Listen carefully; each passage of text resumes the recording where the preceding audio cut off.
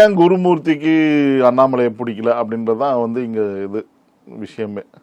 ஏதோ ஒரு காரணத்தினால பிடிக்கல. ஆனால் அண்ணாமலை என்னென்னா ஒரு யங்ஸ்டர். அதாவது நான் அரசியல் களத்தில் வந்தப்போ நான் இப்படி தான் பார்க்குறேன். எனக்கு ஒரு பதவியை கொடுத்தீங்கன்னா அதை அந்த வேலைகளை திடம்பட செய்யணும்னு தான் நான் நினைப்பேன். அதுக்கு இடையூறாக பல பேர் இருந்தாங்க. வானதி சீனிவாசன் உட்பட. ஏன் அவரை தேர்தலில் தோக்கடிச்சது அவங்க உட்கட்சியிலேருந்து தான் அரவக்குறிச்சியில் தோக்கடிச்சாங்க. அப்புறம் இதுலேயும் அப்படி தான் நடந்திருக்கு. லோக்சபா தேர்தலையும் அப்படி தான் தகவல்கள் வருது. சரியாக வேலை செய்யாமல் அவர் ஏற்கனவே காய் நகர்த்தி கவுத்துட்டாங்க.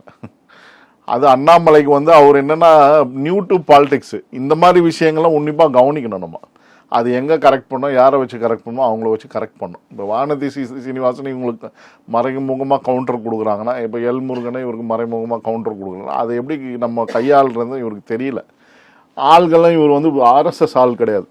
இப்போ ஆர்எஸ்எஸ்ல இருந்தால் அந்த அனுபவம்லாம் இருக்கும். இப்போ எங்களை மாதிரி ஆர்எஸ்எஸ்ல கொஞ்சம் பயிற்சி பெற்றவங்களாம் பார்த்தீங்கன்னா நாங்கள் ஆர்எஸ்எஸ்லேருந்து இப்போ கொஞ்சம் விலகி இருந்தாலுமே எங்களுக்கு அனுபவம் இருக்குது இதெல்லாம் எப்படி கையாளணும் அப்படின்றது.